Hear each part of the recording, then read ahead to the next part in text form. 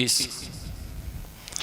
सभागार में उपस्थित सभी सम्मान्यजन, जैसा कि आपको अवगत कराया गया है कि ऋग्वेदीय इंद्र देवता सूक्तों को लेकर के इस गोष्ठी का आयोजन हो रहा है। वेद के संदर्भ में भारतीय मनीषा का एक विचार है कि भूतम भव्यम भविष्यच्च सर्वम वेदात् प्रसिद्ध्यति, अर्थात जो वर्तमान है, जो भूत में हो चुका है, जो भविष्य में घटित होने वाला है, उस सब का मूल वेद है।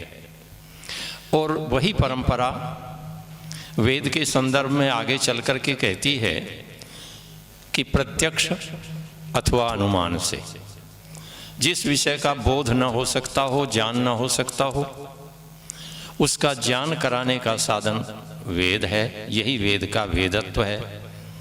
प्रत्यक्षेण अनुमित्या वा यस्तु उपायो न बुध्यते एतम विदन्ति वेदेन तस्माद् वेदस्य वेदता।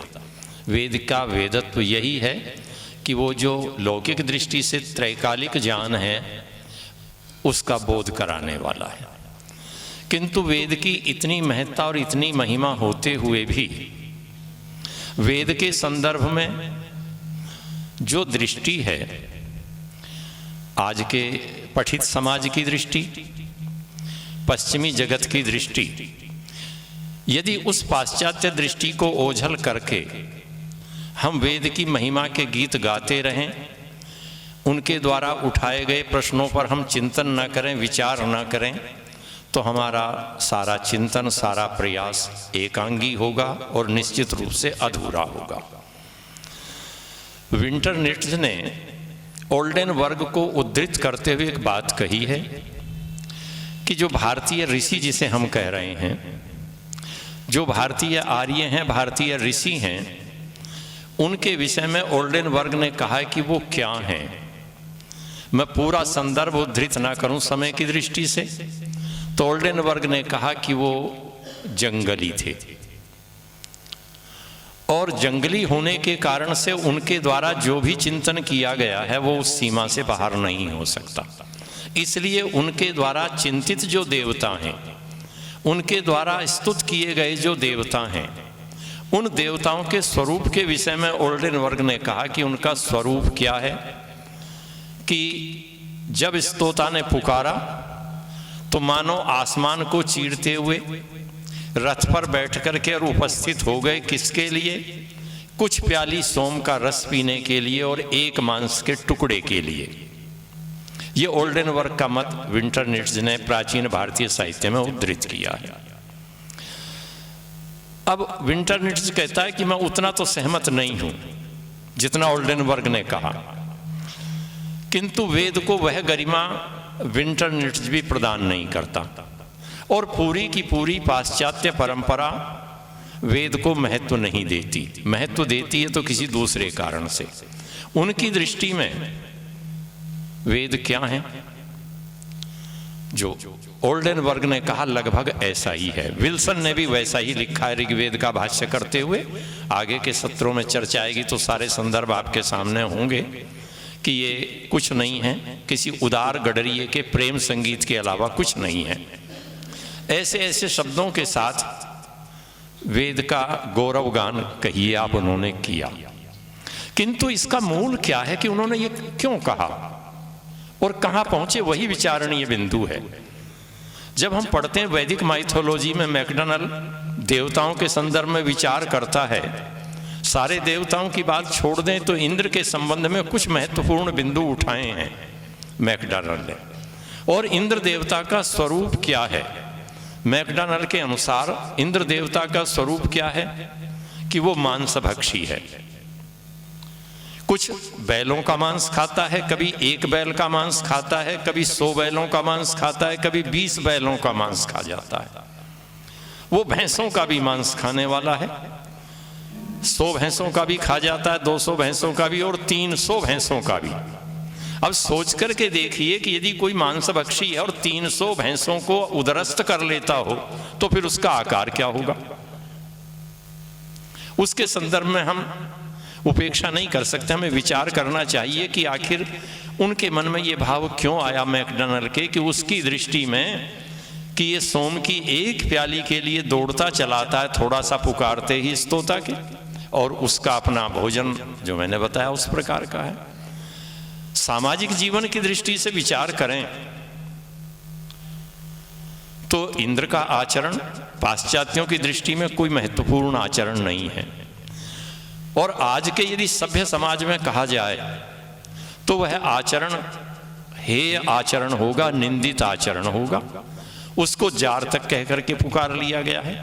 अब सोच करके देखिए कि जिसको जार तक कह करके पुकारा जाता हो वो क्या हो सकता है। ये कुछ दृष्टि है पाश्चात्य की जो बिंदु विचार की अपेक्षा रखते हैं, किंतु इसके साथ साथ ये पश्चिमी जगत के जो विद्वान हैं ये वेद से दूर क्यों हुए, इस कारण की चर्चा इन सत्रों में करेंगे। मैं भी, आप सब विद्वान लोग बैठ करके विचार करेंगे, हम श्रोता रहेंगे।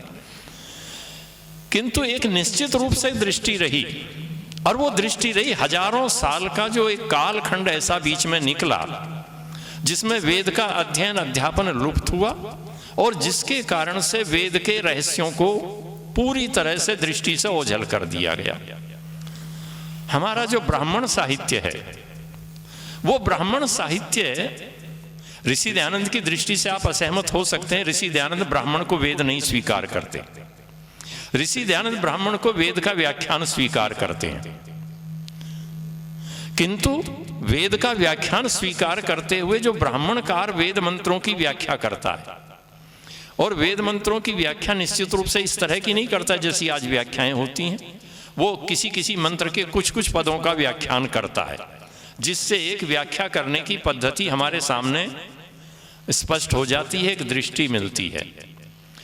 तो इंद्र क्या है उनकी दृष्टि में, इंद्र के सहचारी देव उनकी दृष्टि में क्या हैं, या यास्क जब बात ये कहता है कि तिस्रय देवता, तो इंद्र की जब हम व्याख्या करने लगते हैं तो सबसे पहले हमारे सामने प्रश्न उपस्थित होता है कि इंद्र का स्वरूप हम निर्धारित करें।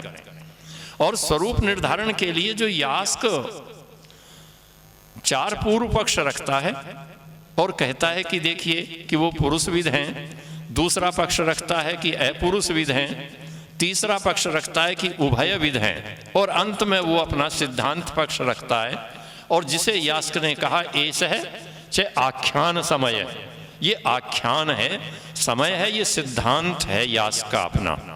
और उसमें जो प्रतिपत्तियां पूर्व पक्ष में उठाई गई हैं सबके समाधान यास्क ने वहां पर किए हैं।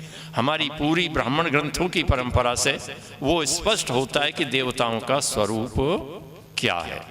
और यदि वहां जाकर के देखते हैं तो निरुक्त के संदर्भ में एक महत्वपूर्ण बात कही गई है कि निरुक्त क्या है, निरुक्तम अधिदैवतम।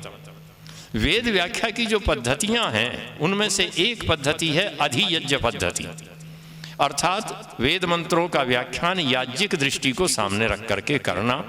सारा जो यज्ञ है उसके विधि विधान के लिए ये मंत्र हैं, उस दृष्टि से व्याख्यान करना। दूसरा पक्ष है अधिदैवत व्याख्यान, अर्थात इस ब्रह्मांड में होने वाली जितने जो खगोलीय क्रियाएं हैं, भूगोल की जो भी घटनाक्रम है, आधिदैविक जगत है, उस आधिदैविक जगत में घटित होने वाली घटनाओं का वर्णन करना, ये दूसरा व्याख्यान है अधिदैवत पक्ष। और तीसरा पक्ष है अध्यात्म पक्ष, जिसको सर्वोत्कृष्ट परंपरा ने स्वीकार किया है। यास्क अधिदैवत परंपरा का आचार्य है, इसलिए स्थान स्थान पर वो अधिदैवत पक्ष लेकर के व्याख्या करता है। और जब अधिदैवत पक्ष लेकर के व्याख्या करता है तो हम सारी संगति को देखने का प्रयास करें कि इंद्र किस स्थान का देवता है, वो मध्यम स्थान का है, अंतरिक्ष स्थान का देवता है। अंतरिक्ष स्थान में रहने वाली होने वाली जितनी क्रियाएं उसके सहचारी देव हम ले लें, उसके जो सहचारी देव हैं जो सर्व प्रमुख है उनमें से वो मरुदगण है।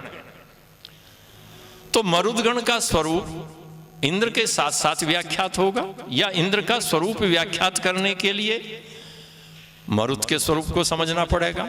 मध्यम स्थान का जो अग्नि है वो पार्थिव अग्नि नहीं है। यदि पार्थिव अग्नि ही होता तो निघंटु में अग्नि शब्द का केवल एक बार पार्थिव देवों में कथन करने के बाद मध्यम स्थान में उसकी चर्चा नहीं की गई होती।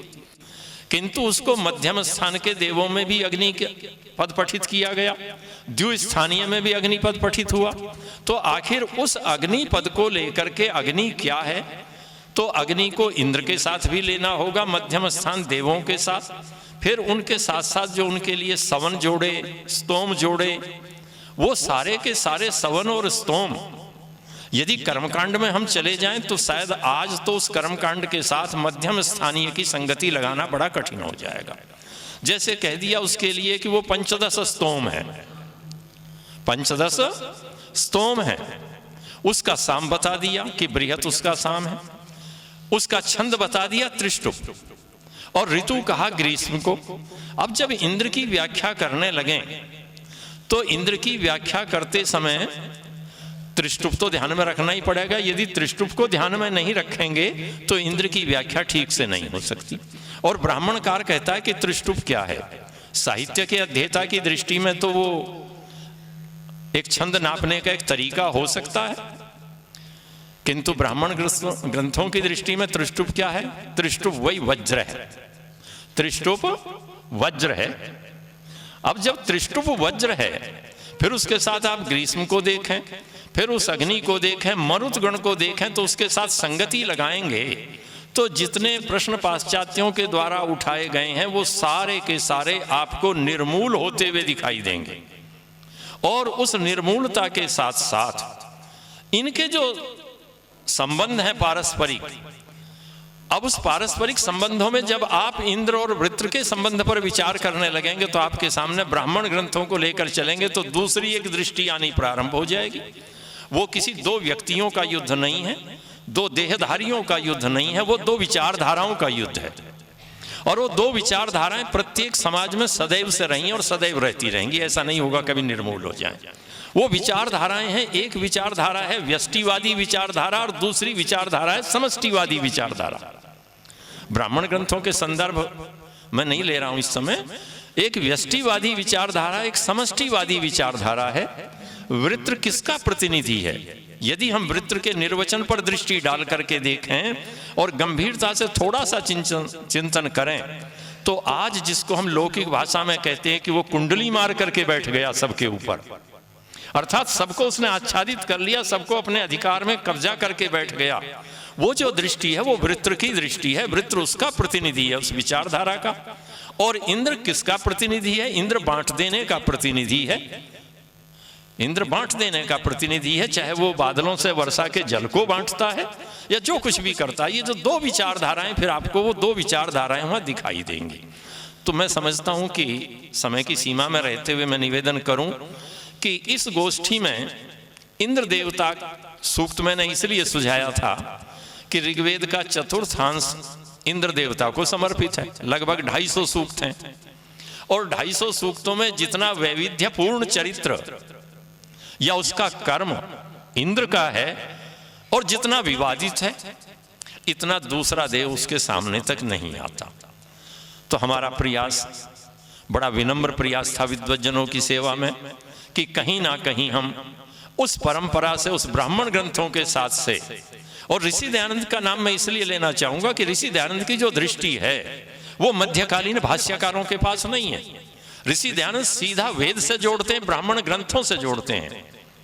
और ऋषि दयानंद का बड़ा वैशिष्ट्य है कि ऋषि दयानंद वदतो व्याघात नहीं करते।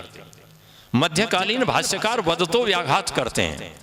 प्रारंभ में प्रतिज्ञा करेंगे कि वेद में इतिहास नहीं है, किंतु व्याख्यान इतिहास परक करेंगे। आचार्य सायण जैसा व्यक्ति मंत्र में एक आधे मंत्र की व्याख्या करते समय तो वृत्र को मेघ मान करके व्याख्या करने लगता है, किंतु आगे जाते ही कहने लगता है एतन नाम का असुरम। और एतन नाम का असुरम है तो फिर तरप प्रत्यय कहां से आ गया? वृत्रतरम, वृत्रम वृत्रतरम, तो फिर वृत्रतरम का दूसरा अर्थ करने लगता है। तो ये जो एक और कहते हैं इतिहास नहीं है और कहते हैं ये नित्य इतिहास है बबर का उदाहरण लेकर के, किंतु फिर सारा इतिहास ले आते हैं। ऋषि दयानंद उस परंपरा से हट करके हमें ब्राह्मण ग्रंथों से और वेद से सीधा जोड़ देते हैं। माध्यम कोई आता है तो ब्राह्मण ग्रंथ आते हैं। कर्मकांड की वो विधियां इंद्र के संदर्भ में विचारणीय है, कि ज्योति गो आयु त्रिकद्रुक एक शब्द आया, कैसे उसकी व्याख्या लगाएंगे आप कह करके कि ज्योति गो और आयु नामक जो ये यज्ञ हैं ये त्रिकद्रुक कहलाते हैं, इतना कहने से तो व्याख्या नहीं हो सकती, कहीं फिर उसका समाधान भी होना चाहिए। फिर ज्योतिष्टोम क्या है, उसके साथ इंद्र की संगति लगनी चाहिए, आयु की संगति लगनी चाहिए, गोमेद की संगति लगे, तो ये विद्वानों की सभा है। और मैं समझता हूँ विद्वज्जन इन बहुत सारे प्रश्नों पर जो वेद के संदर्भ में उठाए जाते हैं उन पर कुछ ना कुछ प्रकाश डालेंगे, तो उससे शायद ये इस सभा का, भाटी जी पीछे बैठे हुए हैं इस सभा के जो प्रधान हैं, और मैं भाटी जी का परिचय ये देता हूँ कि भाटी जी की विशेषता ये कि वो डायस पर जब तक बहुत आग्रह से न बुलाएं तो नहीं आते। उनकी बाकी सारी टीम, विमल जी हैं, मंत्री जी हमारे गहलोत जी हैं, जसमतिया जी कहीं होंगे हमारे भोजन की व्यवस्था देखते हुए, ये सारी टीम लगी रहती है। तो इसका जो ये प्रयास है, यदि हम कहीं ना कहीं आने वाली पीढ़ियों के लिए कोई दिशा दे सकें कि वेद अपूर्व से ईश्वरीय ज्ञान है और प्राणी मात्र का हित चिंतन इसमें है, और ये एक ऐसा ज्ञान है जो आज की भी हमारी समस्याओं का समाधान दे सकता है, ये रहस्योद्घाटन करने में शायद हम सफल हो सकेंगे। धन्यवाद।